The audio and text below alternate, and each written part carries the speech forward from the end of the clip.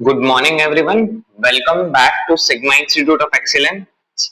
I am आकाश डागा और आज हम फिर से ऑडिट का chapter number 1 nature objective and scope of audit continue करेंगे। तो कल हमने देखा था कि ऑब्जेक्टिव ऑफ ऑडिट में सबसे पहला ऐसे 200, ठीक है, वो क्या बोलता है कि overall objective of independent auditor क्या है and the conduct of an audit in accordance with standards of auditing क्या है। सबसे पहला कि रीजनेबल एश्योरेंस ऑब्टेन करना कि भाई जो फाइनेंशियल स्टेटमेंट्स है एज अ होल वो फ्री है कि नहीं, किससे फ्री होने चाहिए, मटेरियल मिसस्टेटमेंट से। ठीक है, वो मटेरियल मिसस्टेटमेंट चाहे फ्रॉड की वजह से भी हो सकती है या एरर की वजह से भी हो सकती है। ओके, और उसमें सेकंड पॉइंट ये था कि अपने को देखना है, फिर ऑडिटर है ना ओपिनियन देगा कि भाई वेदर जो फाइनेंशियल स्टेटमेंट्स है ना वो प्रिपेयर किए गए हैं ना इन ऑल मटेरियल रिस्पेक्ट्स मतलब सारी तरह से in accordance with applicable financial reporting framework. ठीक है, इधर फॉर इंस्टेंस हमारा कौन सा है, companies act. Okay, applicable financial reporting framework मतलब रीजनेबल एश्योरेंस लेना कि भाई फाइनेंशियल स्टेटमेंट्स में मटेरियल मिसस्टेटमेंट तो नहीं है फ्रॉड या एरर की वजह से, और दूसरा कि भाई ओपिनियन देना कि भाई financial statements all material respects में एएफआरएफ एप्लीकेबल फाइनेंशियल रिपोर्टिंग के अकॉर्डेंस में ही बने हैं ना। फिर दूसरा पॉइंट है कि भाई रिपोर्ट करना फाइनेंशियल स्टेटमेंट्स पे और कम्युनिकेट करना एज रिक्वायर्ड बाय एसएस, जो हमारा ऑडिट रिपोर्ट वाला पार्ट था। मैंने बताया कि ऑडिट फाइंडिंग्स के हिसाब से ऑडिटर रिपोर्ट करेगा ऑडिट रिपोर्ट में। ओके, तो और इसमें फिर हमने आगे कंटिन्यू किया था कि भाई रीजनेबल एश्योरेंस और एब्सोल्यूट एश्योरेंस में डिफरेंस क्या है। तो देखो, रीजनेबल एश्योरेंस क्या होता है कि वो हाई लेवल ऑफ एश्योरेंस होता है। ठीक है, हाई डिग्री ऑफ एश्योरेंस देता है किसको, यूजर्स ऑफ फाइनेंशियल स्टेटमेंट्स को, कि भाई जो फाइनेंशियल स्टेटमेंट्स है वो मटेरियली मिसस्टेटेड है या नहीं और प्रिपेयर किए गए हैं या नहीं in all material respects in accordance with applicable financial reporting framework. Okay, पर एब्सोल्यूट एश्योरेंस क्या है, वो तो गारंटी दे देता है ना, वो गारंटी ही दे देता है, एब्सोल्यूट गारंटी कि भाई कोई भी दिक्कत नहीं है। मतलब अगर आप एब्सोल्यूट एश्योरेंस दे रहे हो मतलब आप एकदम 100% गारंटी दे रहे हो, पर ऑडिट 100% गारंटी नहीं देता है, वो रीजनेबल एश्योरेंस देता है। ओके, तो हम क्या देते हैं, रीजनेबल एश्योरेंस, एब्सोल्यूट एश्योरेंस हम नहीं देते हैं। ओके, फिर देखो इधर मिस स्टेटमेंट के बारे में बताया गया है। Miss statement in financial statements हो सकती है फ्रॉड की वजह से या एरर की वजह से या दोनों की वजह से। ओके, तो ऑडिटर क्या ऑब्टेन करता है, रीजनेबल एश्योरेंस कि भाई जो फाइनेंशियल स्टेटमेंट है ना एज अ होल वो फ्री है। फ्री मतलब उसमें नहीं है, फ्री मतलब उसमें नहीं है, फाइनेंशियल स्टेटमेंट्स में क्या नहीं है, material miss statement. Okay, material misstatement cause by fraud और एरर, उसको उसको इफेक्ट भी देखना पड़ेगा कि भाई ये मटेरियल मिसस्टेटमेंट का क्या इफेक्ट है फाइनेंशियल स्टेटमेंट्स पे इन टोटलिटी। ओके, फिर रीजनेबल एश्योरेंस भी लेना पड़ेगा कि भाई जो फाइनेंशियल स्टेटमेंट्स है वो प्रिपेयर किए गए हैं in all material respects in accordance with applicable financial reporting framework. Okay, फिर जो ओपिनियन है वो रिपोर्ट और कम्युनिकेट किया जाता है in accordance with audit findings through a return audit report. कल बताया था ना, वो रिटर्न ऑडिट रिपोर्ट में अपना ओपिनियन कम्युनिकेट करता है as required by standards on auditing. और ये रिटर्न ऑडिट रिपोर्ट का हम आगे सब्सिक्वेंट चैप्टर्स में पढ़ेंगे भी। ओके, ऑडिट रिपोर्ट के बारे में तो आप देख सकते हो इधर है ना चेकबॉक्स में सारे पॉइंट्स जो ऊपर जो ऐसे में पढ़े ना वो सारे पॉइंट्स कवर्ड है। ठीक है, रीजनेबल एश्योरेंस लेना कि भाई फ्रॉड है और एरर से फाइनेंशियल स्टेटमेंट्स फ्री है कि नहीं, फिर रीजनेबल एश्योरेंस लेना कि भाई फाइनेंशियल स्टेटमेंट प्रिपेयर किए गए हैं कि नहीं इन अकॉर्डेंस विद एएफआरएफ। मतलब समझ रहे हो, जो एप्लीकेबल फाइनेंशियल रिपोर्टिंग फ्रेमवर्क है, इधर जो कंपनीज एक्ट का शेड्यूल 3 है अपना एप्लीकेबल फाइनेंशियल रिपोर्टिंग फ्रेमवर्क, तो उसके हिसाब से फाइनेंशियल स्टेटमेंट्स बनाए हैं कि नहीं, फिर फाइनेंशियल स्टेटमेंट्स पे रिपोर्ट करना और ओपिनियन देना। ठीक है, और कम्युनिकेट करना वो रिपोर्ट को in accordance with standards of auditing. अभी सबसे इंपॉर्टेंट टॉपिक वो क्या है, स्कोप। अभी हमने इतनी सारी बात कर ली फाइनेंशियल स्टेटमेंट्स के बारे में, मिस स्टेटमेंट्स के बारे में, मटेरियल मिस स्टेटमेंट्स क्या होती है, ये सब के बारे में हमने देखा। पर स्कोप में क्या चीजें ऑडिट के आती है या क्या चीजें नहीं आती वो बहुत जरूरी है कि भाई हमारी पहुंच कहां तक है, ऑडिट क्यों रीजनेबल एश्योरेंस देता है, ठीक है, ऑडिट रीजनेबल एश्योरेंस क्यों देता है, तो वो स्कोप में कई चीजें अपने को पता चलेगी, तब अपने को देखेंगे कि भाई वो रीजनेबल एश्योरेंस क्यों देता है, क्योंकि कई चीजें उसके स्कोप में ही नहीं आती, तो उसके लिए पहले नहीं आने के लिए अपने को पहले देखना पड़ेगा क्या चीजें आती है, ठीक है। तो सबसे पहले हम देखेंगे कि स्कोप में क्या क्या चीजें आती है, ओके। इधर देखो आप ये एप्लीकेबल फाइनेंशियल रिपोर्टिंग फ्रेमवर्क के बारे में बताया गया है। Means a framework adopted in the presentation and preparation of the financial statement, जो कि एक्सेप्टेबल है इन view of the nature of the entity. मैंने कहा था ना, nature of the entity, entity के हिसाब से जो उसको लगता होगा वो एप्लीकेबल फाइनेंशियल रिपोर्टिंग फ्रेमवर्क, जो उसको लीगली एप्लीकेबल है वो यूज करना है। फिर ऑब्जेक्टिव क्या है फाइनेंशियल स्टेटमेंट्स का, और वो रिक्वायर्ड बाय लॉ और रेगुलेशन है, ओके। देखो इधर बताया है कि कंपनीज के केस में फाइनेंशियल रिपोर्टिंग फ्रेमवर्क जो शेड्यूल 3 में दिया है ना कंपनीज एक्ट के, वो है, ओके। अब स्कोप में आता है, स्कोप में सबसे पहला है coverage of all aspects of entity, ठीक है। अभी ऑडिट के स्कोप में, scope of the audit of the financial statements में सबसे पहला है coverage of all aspects of entity. Audit है ना, वो ऐसे ऑर्गेनाइज करना है आपको कि वो कवर करे, समझ रहे हो, कवर करे इन द सेंस वो सारे पहलू को टच कर जाए जो कि रिलेवेंट है, बहुत इंपॉर्टेंट वर्ड है क्या, जो कि रिलेवेंट है to the financial statements being audited. मतलब अगर कोई चीज, जैसे कि अभी स्कोप में सेल्स का, फिर परचेज का, फिर इन द सेंस ऑपरेशंस जो होते हैं एंटिटी के वो, फिर अपने एसेट्स, लायबिलिटीज, ये सारी चीजें रिलेवेंट है किसके, ऑडिट ऑफ फाइनेंशियल स्टेटमेंट्स के, ओके।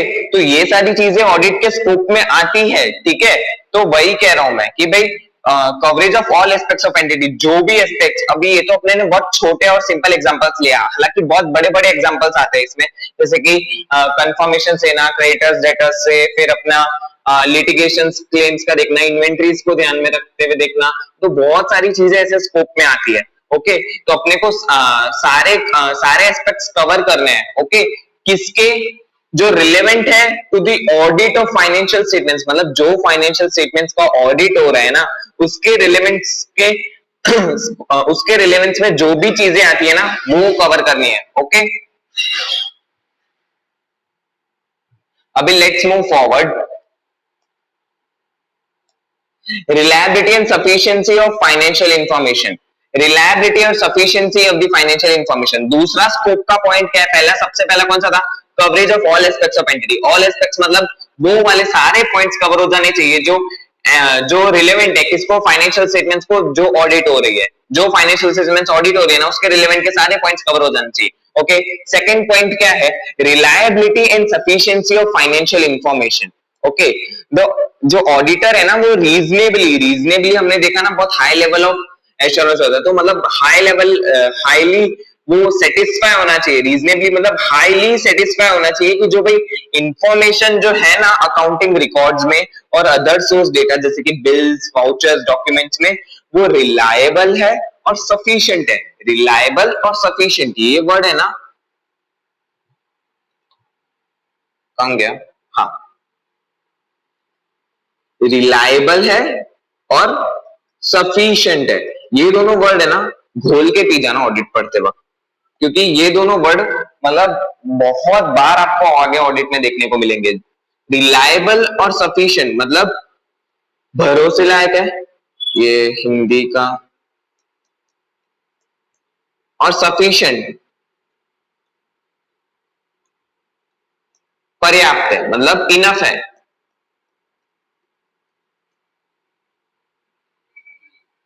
तो जो ऑडिटर है ना वो सेटिस्फाई हो जाना चाहिए, एज अ ऑडिटर मेरे को सेटिस्फैक्शन मिल जाना चाहिए कि भाई जो भी इंफॉर्मेशन, जो भी चीजें अकाउंटिंग रिकॉर्ड्स में है या अदर सोर्स डेटा में है, जैसे कि बिल्स, वाउचर्स एक्सेट्रा, वो रिलायबल है, भरोसे लायक भी है और इनफ मतलब सफिशिएंट भी है किसके लिए? ये इनफ और सफिशिएंट, ये रिलायबल, इनफ, सफिशिएंट किसके लिए? For the preparation of the financial statement. किसके लिए?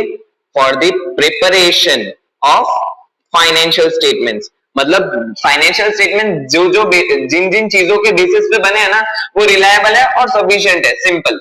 और दूसरा पॉइंट क्या है इसमें कि जो ऑडिटर है ना, वो जजमेंट बनाता है। किसके ऊपर जजमेंट बनाता है? रिलायबिलिटी पे और सफिशिएंसी पे of the financial information by making a study and assessment of accounting systems and internal controls and by carrying out appropriate tests, inquiries and procedures। ये देखो बहुत भारी लाइन है, अपने सिंपल से समझते हैं कि जो ऑडिटर है ना, वो रिलायबिलिटी और सफिशिएंसी चेक करता है, मतलब उसके ऊपर एक जजमेंट बनाता है कि भाई जो मैं एक ऑडिटर हूं, ठीक है, एग्जांपल लेते हैं, इधर एक बंदा ऑडिटर है, ठीक है, वो ये फाइनेंशियल स्टेटमेंट्स है कंपनी के, XYZ कंपनी के फाइनेंशियल स्टेटमेंट्स है, तो उस पे है ना, पहले देखते हैं कि ये फाइनेंशियल स्टेटमेंट्स है ना, देखो ये अकाउंटिंग रिकॉर्ड्स है और ये अदर सोर्स डेटा है, जैसे कि बिल्स वाउचर्स हो गए, ओके।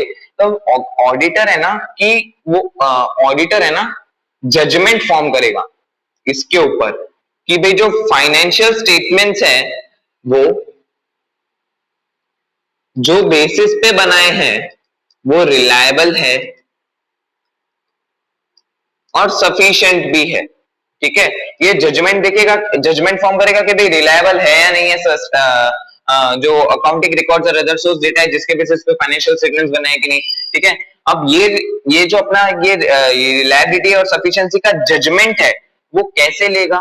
ये जजमेंट लेने के लिए भी तो कुछ चीज होगी ना, ऐसे ही मैं बेफाक एड हॉक तो नहीं बोल सकता कि ये ऐसे होगा वैसे होगा, नहीं है रिलायबल, नहीं है सफिशिएंट, नहीं।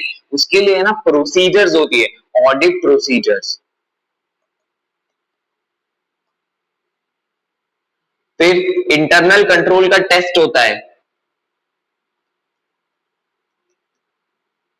और बहुत सारी चीजें होती है जो अपने आगे ऑडिट में पढ़ने वाले हैं, तो वो सारी चीजें परफॉर्म करके वो जजमेंट फॉर्म करेगा कि भाई जो फाइनेंशियल स्टेटमेंट्स है, जो उसके बेसिस है अकाउंटिंग रिकॉर्ड्स और अदर सोर्स डेटा, वो रिलायबल और सफिशिएंट है कि नहीं, ओके। अभी लास्ट वाला पॉइंट क्या है? Proper disclosure of financial information. Auditor है ना, डिसाइड करेगा कि भाई जो रिलेवेंट इंफॉर्मेशन जो मुझे चाहिए, जो रिलेवेंट है, वो प्रॉपरली डिस्क्लोज किए कि नहीं, कहां पे? फाइनेंशियल स्टेटमेंट्स पे। तो वो क्या करेगा? उसके लिए उसको है ना, अभी मेरे को पता कैसे होगा कि यही इंफॉर्मेशन आनी चाहिए थी फाइनेंशियल स्टेटमेंट्स में और वो नहीं आई है? जब मैंने खुद एप्लीकेबल फाइनेंशियल रिपोर्टिंग फ्रेमवर्क को स्टडी किया होगा, उसको समझा होगा, सेम वे तो ऑडिटर है ना, जजमेंट फॉर्म करेगा कि भाई जो जो रिलेवेंट इंफॉर्मेशन है वो प्रॉपरली डिस्क्लोज हुई है कि नहीं फाइनेंशियल स्टेटमेंट्स पे, in accordance with applicable financial reporting framework. ये मैंने कहा था ना, बहुत बार ये वर्ड आएगा, एप्लीकेबल फाइनेंशियल रिपोर्टिंग फ्रेमवर्क। तो जैसे इधर अपना कौन सा है, वापस याद दिलाता हूँ। इधर अपना जैसे कंपनीज के केस में क्या होता है, शेड्यूल 3 होता है ऑफ द कंपनीज एक्ट, वो बताता है एप्लीकेबल फाइनेंशियल रिपोर्टिंग फ्रेमवर्क, वो है अपना। तो देखना है कि भाई जो हमारा एप्लीकेबल फाइनेंशियल रिपोर्टिंग फ्रेमवर्क है, कंपनीज एक्ट, उसके हिसाब से जो भी फाइनेंशियल स्टेटमेंट्स में इंफॉर्मेशन डिस्क्लोज होनी चाहिए, रिलेवेंट इंफॉर्मेशन, वो आई है कि नहीं, ओके। अभी वो इंश्योर कैसे करेगा कि फाइनेंशियल स्टेटमेंट्स में चीजें सारी आई है कि नहीं? कि वो देखेगा कि भाई जो इवेंट्स एंड ट्रांजैक्शन है वो समराइज कर रहे हैं कि नहीं जो एक्चुअली में हुए थे। और दूसरी चीज वो देखेगा कि भाई मैनेजमेंट ने क्या क्या जजमेंट फॉर्म किए in the preparation of financial statements. Judgement form के इसका एग्जांपल मैं देता हूं कि देखो, सबसे पहले देखेगा कि भाई जो फाइनेंशियल स्टेटमेंट्स में जो भी इंफॉर्मेशन है वो समराइज कर रही है कि नहीं इवेंट्स और ट्रांजैक्शंस को। जैसे अभी मेरे दिन में है ना, डे 1 है जैसे कि एग्जांपल, उसमें 100 सेल्स हुई है, कैश सेल्स, ओके। डे 2 में 50 credit sales, 50 cash sales, okay. तो जब मैं at the end of the financial year, at the end of the financial year, जब मैं ये अकाउंटिंग रिकॉर्ड्स या अदर डेटा के बेसिस पे जब फाइनेंशियल स्टेटमेंट्स बनाऊंगा ना,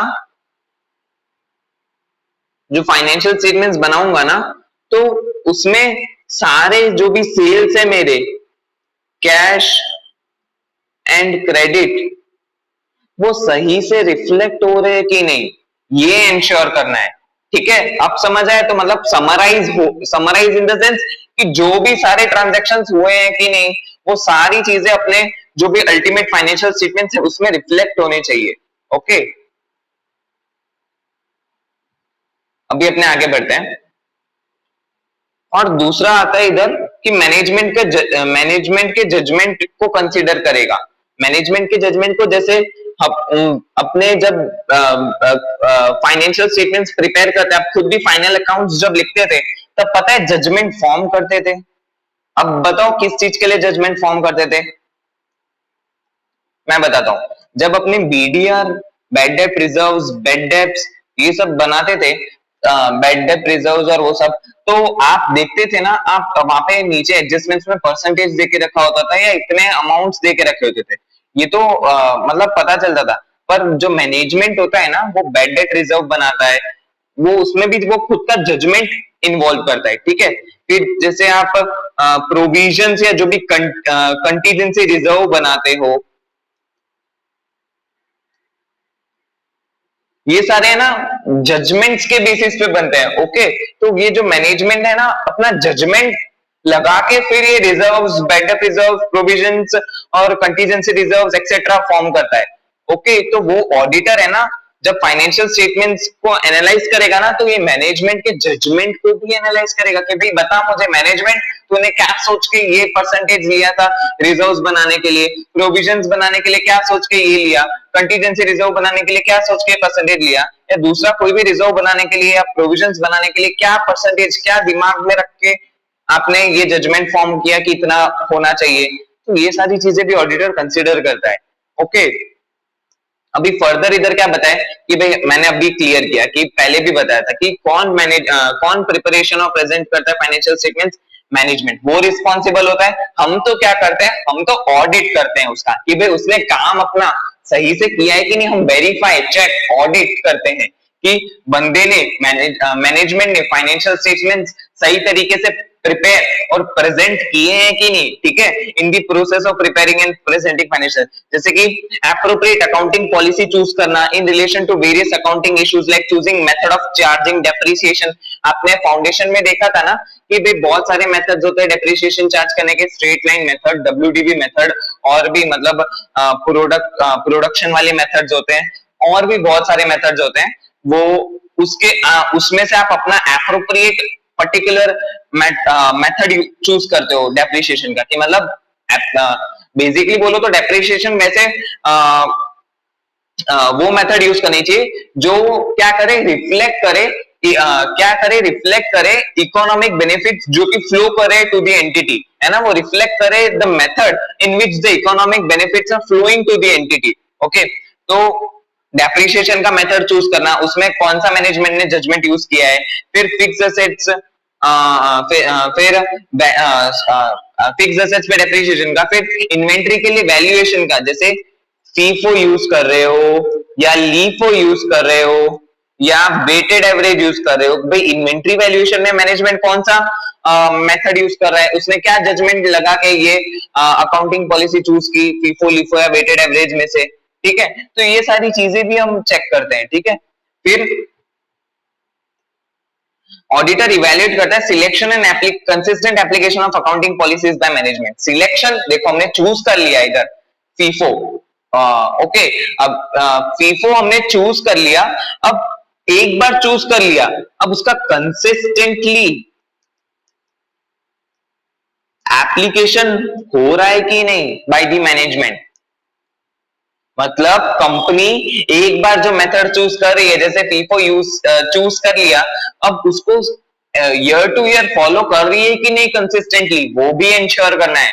ओके, और वो सिलेक्शन सही है कि नहीं, और चूजन पॉलिसी कंसिस्टेंटली अप्लाई हो रही है कि नहीं, जैसे हमने अभी देखा, वो चेक करना है।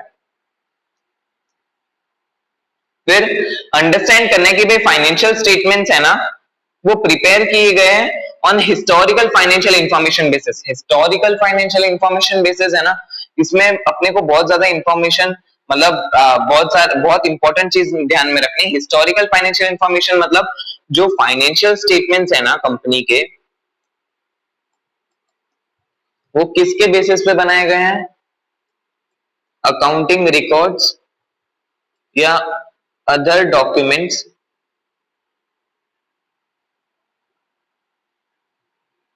और ये जो अकाउंटिंग रिकॉर्ड्स और अदर डॉक्यूमेंट्स है ना, ये इसमें क्या क्या चीजें, इवेंट्स और ट्रांजैक्शंस होते हैं। सिंपल ना, इवेंट्स और ट्रांजैक्शंस होते हैं,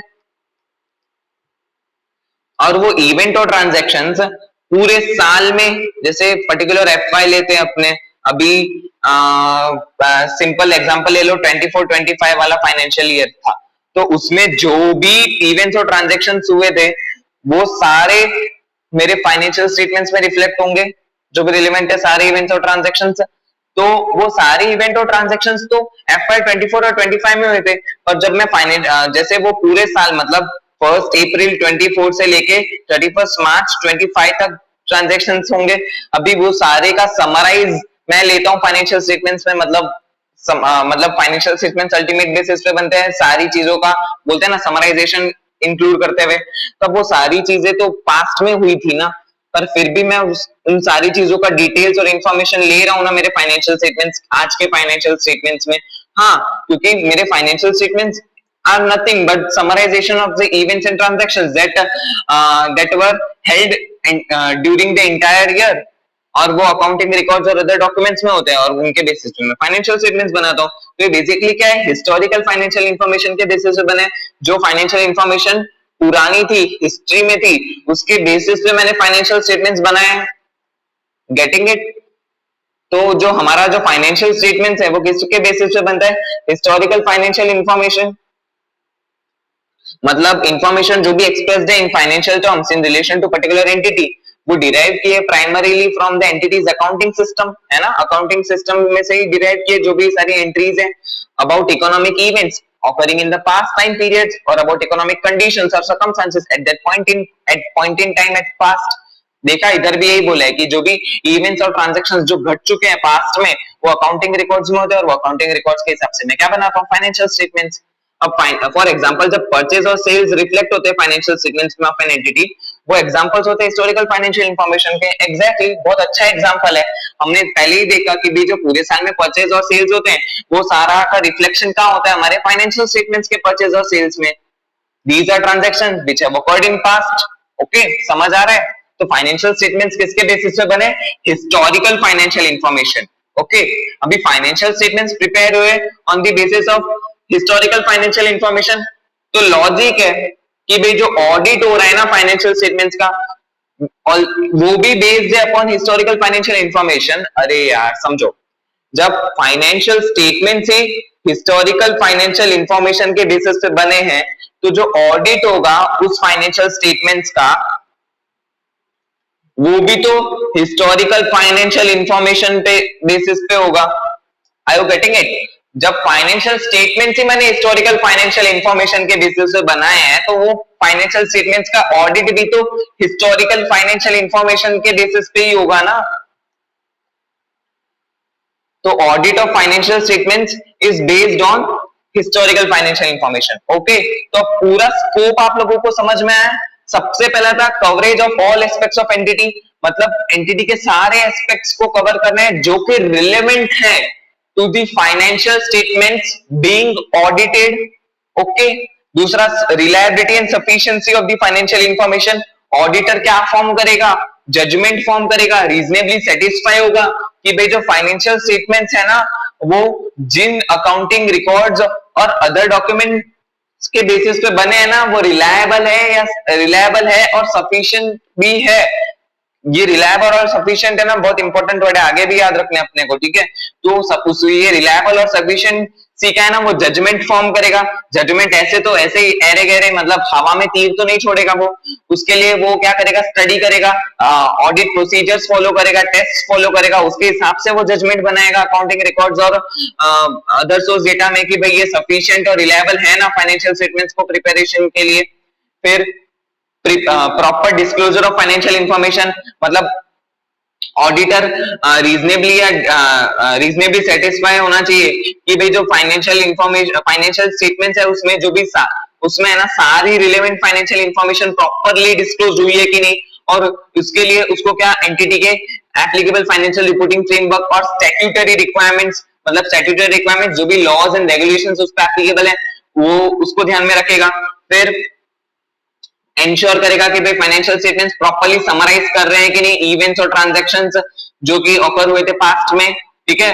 और मैनेजमेंट के जजमेंट्स को एनालाइज करेगा, हमने देखा था जजमेंट वाला पॉइंट, ठीक है। अब मैनेजमेंट रिस्पांसिबल होता है प्रिपरेशन और प्रेजेंटेशन के लिए फाइनेंशियल स्टेटमेंट्स के लिए, तो वो देखेगा कि भाई उसने जो भी अकाउंटिंग पॉलिसीज एडॉप्ट की है वो कंसिस्टेंटली फॉलो हो रही है कि नहीं, ठीक है, on a period to period basis, और वो उसके सिलेक्शन और कंसिस्टेंट एप्लीकेशन को भी इवैल्यूएट करेगा। ओके, अभी देखना है कि भाई फाइनेंशियल स्टेटमेंट्स हमने देखा था कि भाई किसके बेसिस पे प्रिपेयर्ड होते हैं, हिस्टोरिकल फाइनेंशियल इंफॉर्मेशन पे, तो जो ऑडिट है वो भी क्या है, हिस्टोरिकल फाइनेंशियल इंफॉर्मेशन के बेसिस पे। ओके, अब फटाफट हम आगे बढ़ते हैं स्कोप की तरफ। अब स्कोप में क्या चीजें नहीं आती है, ठीक है, स्कोप ऑफ ऑडिट में क्या चीजें नहीं आती है उसको देखते हैं। क्या चीजें आती है, देखा, coverage of all aspects of entity, reliability and sufficiency of the financial information, फिर proper disclosure of the financial information, ठीक है। अब स्कोप में क्या चीजें नहीं आती है ना वो देख लेते हैं। तो भाई ऑडिटर है ना वो एक्सपेक्टेड नहीं है, उससे आप उम्मीद मत रखो कि वो परफॉर्म करेगा ड्यूटीज जो फॉल करती है outside the domain of his competence और एक्सपर्टीज, मतलब जो चीजें उसको आती ही नहीं है, जो चीजों के लिए वो कॉम्पिटेंट ही नहीं है, सक्षम ही नहीं है, आप कैसे एक्सपेक्ट कर सकते हो कि वो ऑडिटर वो ड्यूटीज वो चीजें परफॉर्म करेगा, है ना।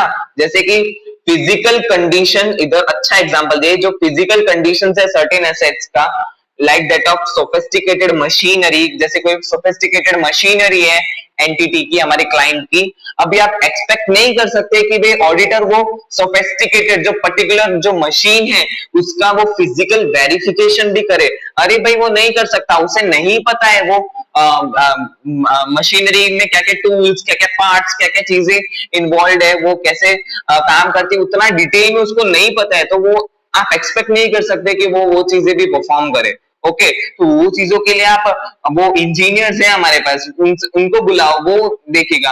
अभी जैसे कि पर्टिकुलर किसी एनजीओ का या फिर कोई दूसरी स्कूल्स का या फिर बहुत सारे non government entity charitable trust, उनका ऑडिट हो रहा है, अभी उनके अगर हम बिल्डिंग्स का देखें तो उसका स्ट्रक्चर वो सब वो सारे ऑडिट वो सारी चीजें ऑडिटर नहीं करता है, उसके लिए हम सिविल इंजीनियर्स को बुलाते हैं स्ट्रक्चरल ऑडिट के लिए, ठीक है। तो आप स्टैट्यूटरी ऑडिटर से एक्सपेक्ट नहीं कर सकते कि वो बिल्डिंग की मतलब कंडीशन जान ले, वो बिल्डिंग के वो जो ब्रिक्स के सैंपल्स और वो सारी चीजें लेके जाए और उसको टेस्ट करे। अरे भाई, these are the things which fall outside the domain of his expertise, आप एक्सपेक्ट नहीं कर सकते ये सारी चीजें भी वो करे। ओके, तो स्कोप में ये चीजें नहीं आती। क्या चीजें, कि जो चीजों का ऑडिटर के पास कॉम्पिटेंस एक्सपर्टीज ही नहीं है, आप एक्सपेक्ट नहीं करोगे कि वो चीजें भी वो परफॉर्म करे, वो ड्यूटीज भी वो परफॉर्म करे। देखो इधर बताया है, suitability and life of civil structures like buildings, आप एक्सपेक्ट नहीं कर सकते कि आप वो भी ऑडिटर देखे। These require different skill sets which will be performed by qualified engineers in respective fields. Okay, अभी ऑडिटर है ना एक्सपर्ट नहीं है ऑथेंटिकेशन ऑफ डॉक्यूमेंट्स में। अभी हर एक डॉक्यूमेंट जो भी एंटिटी के पास है, जो एंटिटी बोल रहे हैं सही है, तो ऑडिटर एकदम पूरे A to Z जड़ से उसका ऑथेंटिसिटी टेस्ट नहीं करने बैठेगा, उसे इतना ज्यादा जेन्युइननेस के बारे में नहीं पतेगा। हाँ, एक लेवल तक जेन्युइन है कि नहीं पता चल जाएगा, कुछ कुछ टेस्ट करेगा, ऑडिट प्रोसीजर्स परफॉर्म करेगा, जेन्युइननेस के बारे में पता चलेगा, पर एकदम 100% श्योरिटी, एब्सोल्यूट एश्योरेंस नहीं दे पाएगा वो। Okay, because he is not expert in this field.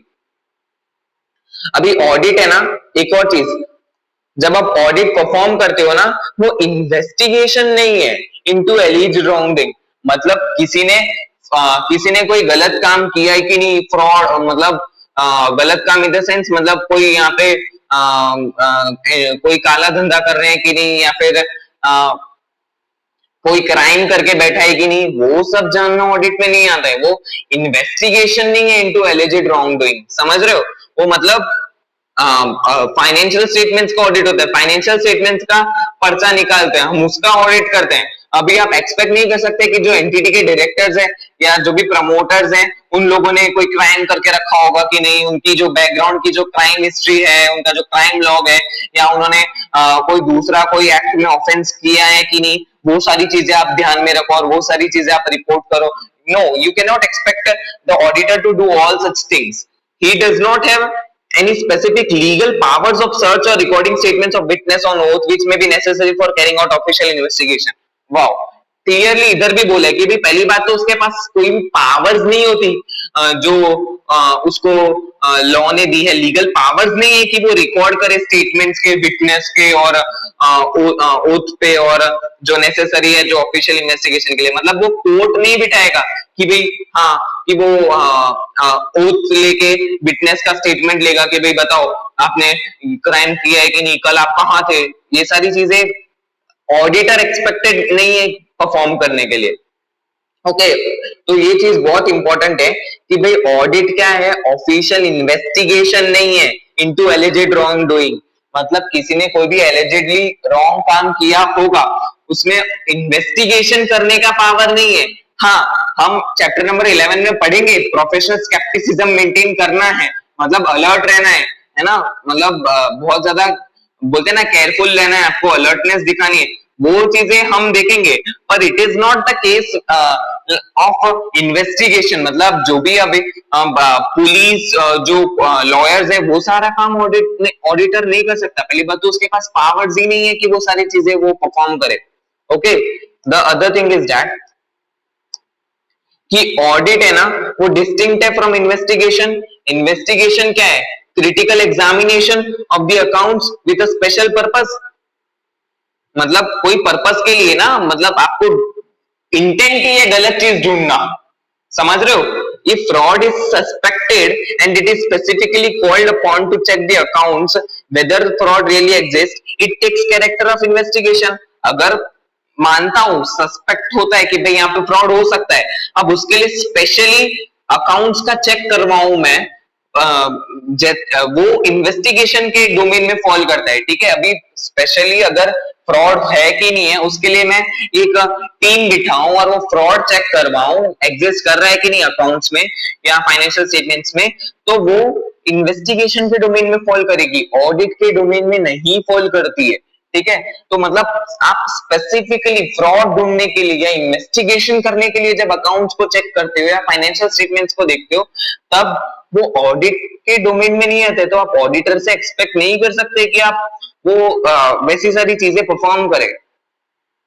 Okay, the objective of the audit on the other and has already been discussed is to obtain reasonable assurance। और हम तो पहले ही बोलते हैं कि भाई हम तो एब्सोल्यूट एश्योरेंस देते ही नहीं है, हम 100% 100% गारंटी नहीं देते हैं, हम रीजनेबल एश्योरेंस देते हैं कि भाई जो फाइनेंशियल स्टेटमेंट्स है as a whole are free from material misstatement whether due to fraud और error, thereby enabling the auditor to express an opinion। इस पे फिर ऑडिटर ओपिनियन देता है। तो स्कोप में क्या चीजें आती है,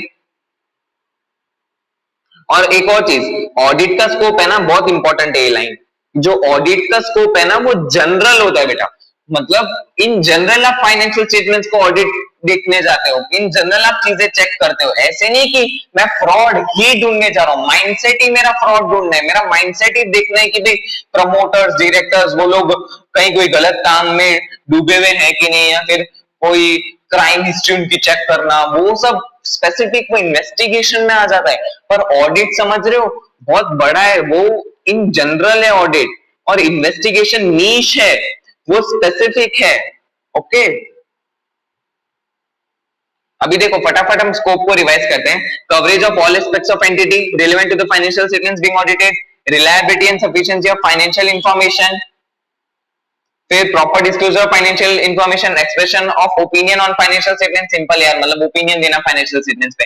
अब क्या चीजें नहीं आती है, responsibility in preparation of financial statements, मतलब प्रिपरेशन और प्रेजेंटेशन जो होता है फाइनेंशियल स्टेटमेंट्स का वो ऑडिटर नहीं है उसके लिए रिस्पांसिबल, कौन है, मैनेजमेंट।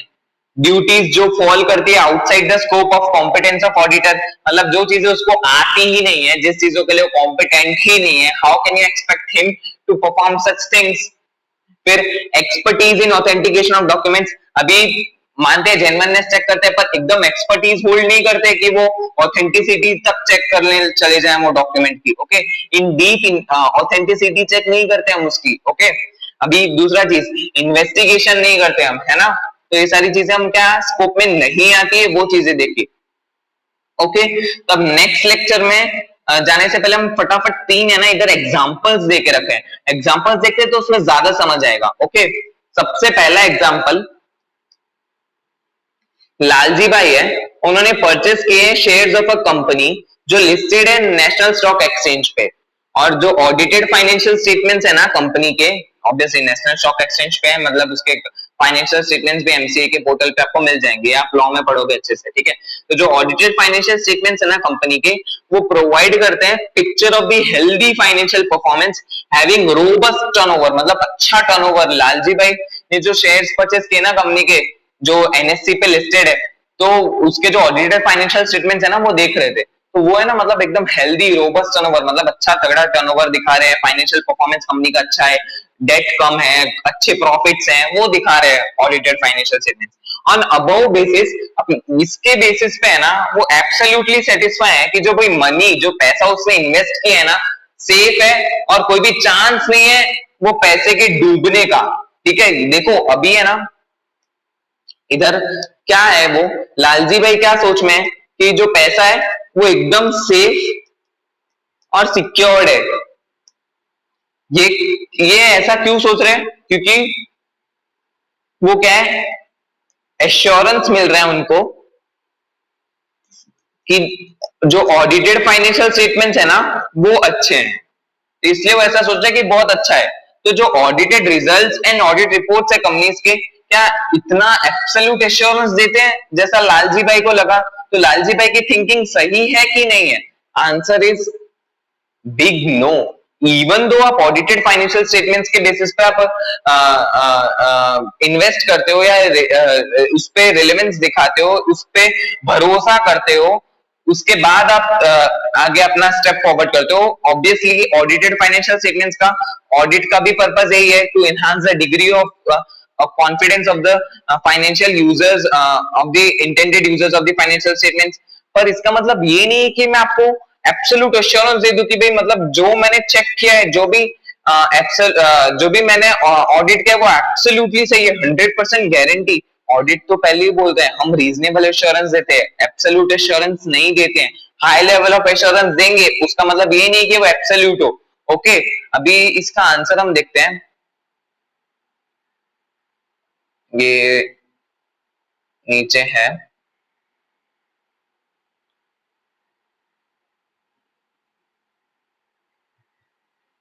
देखो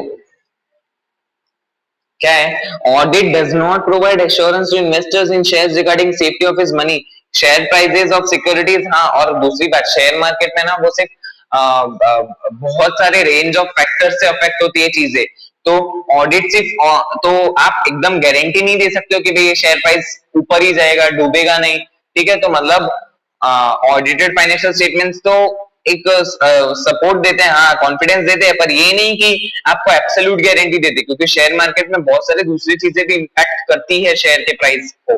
ठीक है, तो ऑडिट देखो रीजनेबल एश्योरेंस देता है कि भाई financial statements free from material misleading whether to fraud और एरर। तो भाई लालजी भाई की है ना थिंकिंग वो थोड़ी सी गलत है इधर यार। ओके, अभी दूसरा टेस्ट ऑफ अंडरस्टैंडिंग देखते हैं। ये क्या है इधर कि जो गुड डीड्स लिमिटेड करके एक कंपनी है जो एंगेज्ड है in a business of recycling of waste from dumping grounds of municipal corporation of Indore to usable manure, in this way also helping the making the city clean. मतलब एक समझ लो एक social cause में वो company engaged है, मतलब वो municipal corporation का जो भी वेस्ट है उसको डंप करके और यूजेबल रिसाइकल करके यूजेबल मैनर में वो मैन्योर में वो कन्वर्ट कर रही है। तो during the course of audit of जोहा एंड जोहा अ फॉर्म ऑफ ऑडिटर्स, मतलब जोहा एंड जोहा करके एक फॉर्म ऑफ ऑडिटर्स थी, फॉर्म होती है एज अपॉइंट होती है एज स्टैट्यूटरी ऑडिटर। ये आपने लॉ में चैप्टर नंबर 10 जो ऑडिट एंड ऑडिटर्स है उसमें देखोगे आप। तो ऑब्जर्व किया गया है कि by the auditors that the company ने receive के notice from central bench of green tribunal for not following certain environmental regulations involving imposition of hefty monetary penalty on company. The company is yet to reply to the notice. मतलब company पे notice आता है कि भाई उसने certain rules and regulation follow नहीं किया है जो central bench of national green tribunal ने दिया है, तो कंपनी ने अभी तक उसका रिप्लाई नहीं दिया है। तो जो ऑडिटर्स है ना पॉइंट आउट करते हैं कि भाई बस वो स्टेटेड नहीं है नोट्स टू अकाउंट्स में। अभी नोट्स टू अकाउंट्स होते हैं ना हमारे फाइनेंशियल स्टेटमेंट्स में, उसमें नहीं बताया कि भाई कंपनी ने रिप्लाई नहीं दिया है इन सारी चीजों का। तो कंपनी पॉइंट आउट क्या करती है कि भाई जो ऑडिटर्स है ना अपने स्कोप के बियॉन्ड जा रहे हैं, तो ये सारी चीजें स्कोप के एम्बिट में फॉल करती है कि नहीं। आपको क्या लगता है कि ऑडिटर जो बोल रहे हैं कि कंपनी ने कंप्लाई नहीं किया, उसको नोट्स टू अकाउंट से बताना चाहिए था, वो सही है कि नहीं? आंसर इज बताओ बिग यस, बिकॉज वो ऑडिटर का काम है कि भाई जो रिलेवेंट लॉज एंड रेगुलेशंस है जो एप्लीकेबल है उसके हिसाब से काम हो रहा है कि नहीं, है ना, वो चेक करना। तो वो उसका कंप्लायंस तो ऑडिटर देखेगा ना यार। तो कंपनी जो बोल रही है कि ऑडिटर के स्कोप में नहीं आता है, अरे नहीं भाई स्कोप में आता है। फिर एक देखो एक और है, ह्यूज फायर ब्रोक आउट हुई थी नोएडा प्लांट में केटी लिमिटेड। प्लांट असेट्स जो कंप्राइज करते बिल्डिंग मशीनरी इन्वेंटरीज वो इंश्योर हो चुके थे from branch of public sector insurance company. Apart from insurance surveyor जो डेप्यूट था फ्रॉम फॉर असेसिंग लॉस, जो regional office of the insurance PSU was also appointed a CA for verifications of books of accounts, financial records of the company and the circumstances surrounding the loss. He was also requested to submit an early report. Would the report by CA in the nature of audit report? इधर क्या है कि भाई नोएडा का एक केटी plant था, वो उसको वहां पे ना आग लग गई थी, तो बहुत सारी बिल्डिंग प्लांट और मशीनरी और इन्वेंट्रीज वो सारी है ना जल गई थी। तो वो उसका इंश्योरेंस कंपनी के लिए इंश्योरेंस कंपनी के साथ कंपनी ने इंश्योरेंस लेके रखा था उन सारी चीजों का, ठीक है। तो इंश्योरेंस सर्वेयर अपॉइंट किया गया था कि भाई असेस करेगा कितना लॉस है, उसके हिसाब से उनको रीइंबर्समेंट या क्लेम दे देगा। तो रीजनल ऑफिस थी ना जो इंश्योरेंस पब्लिक सेक्टर यूनिट की थी, उन्होंने एक चार्टर्ड अकाउंटेंट को भी अपॉइंट किया था बुक्स ऑफ अकाउंट्स को, फाइनेंशियल स्टेटमेंट्स को वेरीफाई करने के लिए, ताकि वो अंडरस्टैंड कर और सर्कमस्टेंसेस को सराउंडिंग द लॉस, ताकि वो अंडरस्टैंड कर सके कि एक्चुअली में हो क्या रहा है। तो उसको क्या बोला गया कि भाई तू अगली जल्दी फटाफट जल्दी रिपोर्ट सबमिट कर दे। तो क्या ये नेचर ऑफ ऑडिट रिपोर्ट में आएगा? आंसर इज नो, क्योंकि 2 मिनट, ये ऑडिट रिपोर्ट में फॉल करेगा क्या? जल्दी जल्दी एक रिपोर्ट दे देना in context to all this things? नहीं, simple appointment of CA for verification of books of accounts and financial records in circumstances surrounding the loss is for specific objective to determine the genuineness of loss and any issue affecting the liability of the insurance company. It is an investigation and not in nature of audit report. Simple यार। अभी मैं particular auditor को appoint ही इसलिए कर रहा हूँ कि वो सीए को अपॉइंट इसलिए कर रहा हूँ कि भाई वो देखे कि भाई लॉस कितना हुआ है, जेन्युइननेस वो लॉस पे देखने के लिए, और फाइनेंशियल स्टेटमेंट्स और अकाउंट्स में वो सर्कमस्टेंसेस सराउंडिंग द लॉस उसको वेरीफाई करे और एनालाइज करे। अरे नहीं यार, ये इन्वेस्टर का काम, ये इन्वेस्टिगेशन में फॉल हो जाता है, हमारे ऑडिट में नहीं आता है। और कैसे आप बोल दोगे कि भाई अर्ली फटाफट एक रिपोर्ट बना के दे दे ये सारी चीजों के बारे में? नहीं यार, ऑडिट तो फाइनेंशियल स्टेटमेंट्स का एज अ होल होता है, हम पढ़ रहे हैं ना एज अ होल, वो पर्टिकुलर चीज या पॉइंट के लिए नहीं है वो, ओके, जनरल है वो। इन्वेस्टिगेशन तो नीश एक पर्टिकुलर क्राइटेरिया उसके लिए होती है। तो ये जो चीज थी एनालाइज कर जो लॉस है हो रहा है या नहीं, और बुक्स ऑफ अकाउंट्स और फाइनेंशियल स्टेटमेंट्स को, ये तो भाई इन्वेस्टिगेशन के डोमेन में फॉल हो गया, पर पढ़ा ना, ये ऑडिट में नहीं आता है, ओके।